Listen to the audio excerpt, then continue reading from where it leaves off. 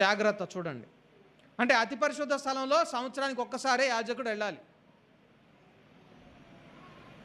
మన్నా ఒకరోజు దాటితే ఏమైద్ది? కుళ్ళిపోద్ది. అతి పరిశుద్ధ స్థలంలో మందసంలో ఉండిన మన్నా మాత్రం సంవత్సరం అంతా ఉన్నా కుళ్ళిపోదు. ఎందుకో తెలుసా?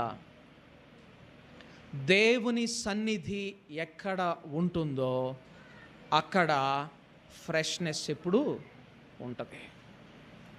అక్కడ ఎప్పుడు తాజాదనమే ఉంటుంది.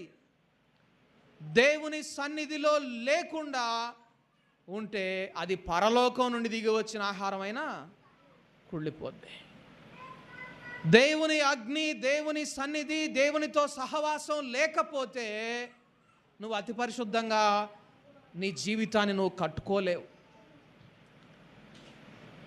కాబట్టి మొట్టమొదటిగా నీ ప్రాధాన్యత దేనికి ఇవ్వాలి? నీ అవసరాలకు కాదు,